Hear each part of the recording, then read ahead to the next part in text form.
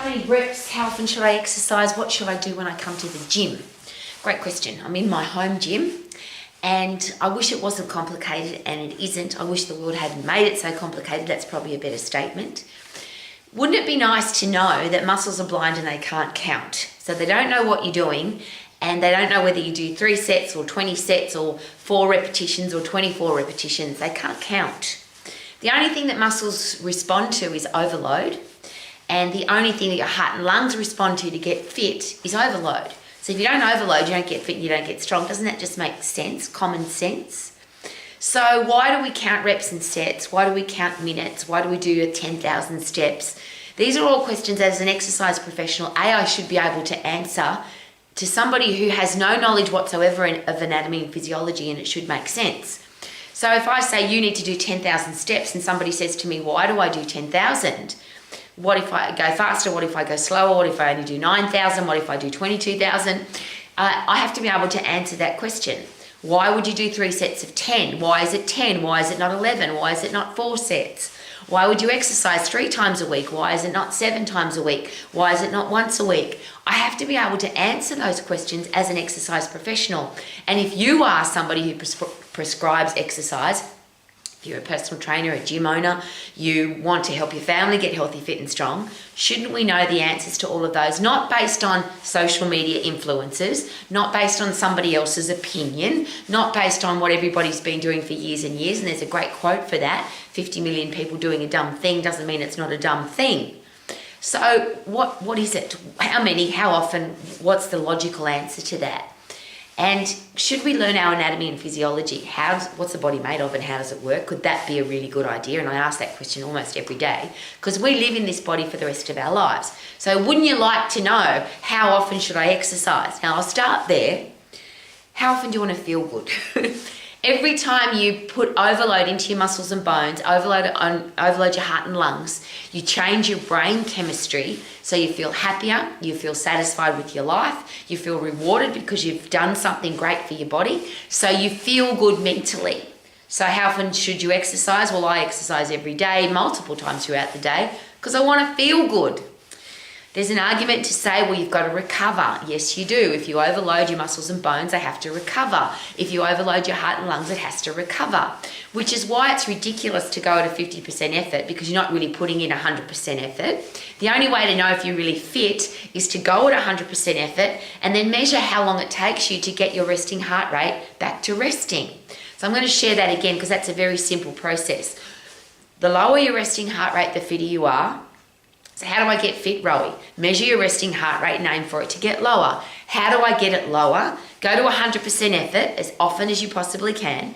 Once you're at 100%, which is only 10 seconds, you then wait till you get your breath back, measure how long that takes, wait till your resting heart rate goes back to what resting is, see how long that takes, and then measure that on a regular basis. And you'll notice that as you get fitter, that time frame gets shorter and your resting heart rate gets lower. That's a really simple process. So that's how you get fitter at 100% effort. What should you do? Whatever you really like to do. But should it be safe? Yes. Should it be in the upright position? Yes. The human body's not meant to kneel down, lie down. The only time we're meant to lie down is when we're sleeping. When you sit on your backside, you take out the biggest muscles in your body. So why would you exercise on your ass?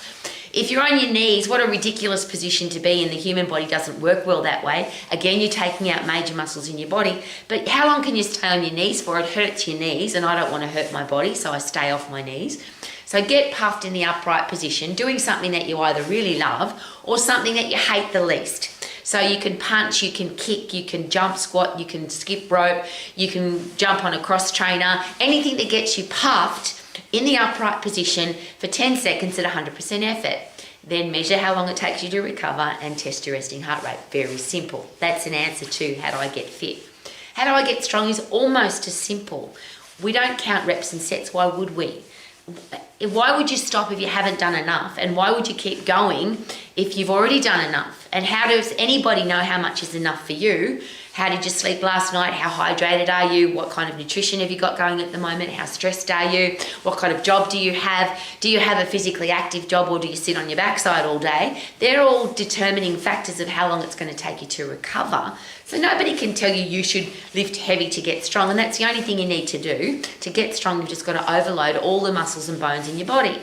Now, you need to do that safely, because getting injured means you're busted and broken and you can't exercise. You can't do your huffy puffy, get puffed to at 100% effort if you're not strong. But if you've got busted and broken joints, you can't puff anyway. So that's a pretty simple process. Don't do something that's going to hurt you. Obviously, if you're in the upright position, it's less likely to hurt you, because that's how the human body works. And if you use all your muscles together at the same time versus cutting your body up into little pieces, because every time you cut your body up into little pieces, the body doesn't work that way ever. But then you're more likely to put shearing forces across your joints. And if you've got busted and broken joints because you're doing this to your joints or this to your joints at speed, rotation, all the stupid things that people do, then you're going to get injured. So don't do that. Would that be a really good idea?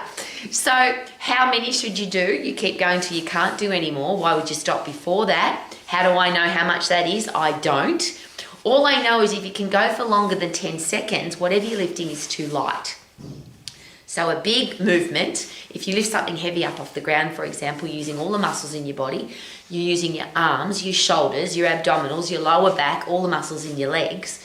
But if you can lift whatever that is off the ground, and your muscles are blind, so they don't know whether it's a box of rocks, a wheelbarrow full of sand, a deadlift, a squat, a child, a bag of books, it doesn't matter, as long as you're lifting something heavy up off the ground and you do it safely, so your abdominals and lower back are locked in together so you don't hurt yourself. That's why that group of muscle groups, they're working really hard when you lift something up off the ground, which is why I can't understand why we ever put somebody on the ground to exercise. What a stupid position, but particularly for your abdominal muscles and your lower back.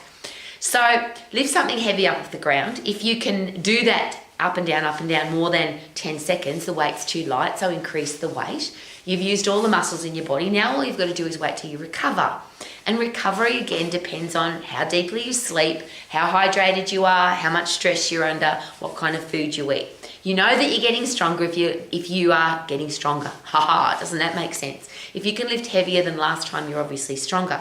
Not do it more times, not do different exercises, not go to the gym more often, just that box of rocks that you lift up off the ground. If you can do that for more than 10 seconds, it's too light, put some more rocks in the box.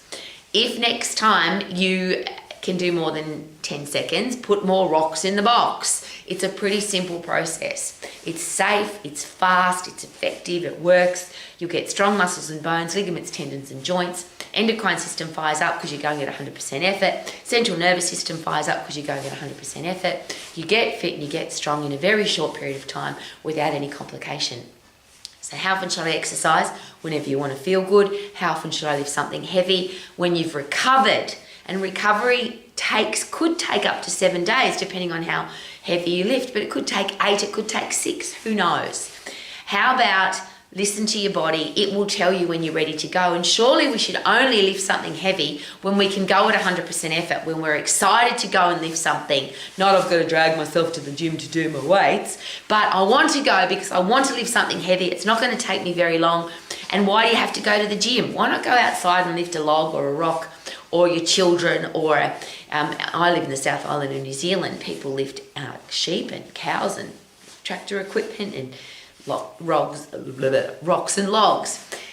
Your muscles are blind. They can't count. To get strong, you've got to overload your muscles and bones. To get fit, you've got to get puffed. Do it safely so you don't get injured, and the whole thing's very simple. How often should I exercise? When you want to feel good. And I want to feel good every day so I can live my life to the max. How about you? Super duper doo, how are you living my life?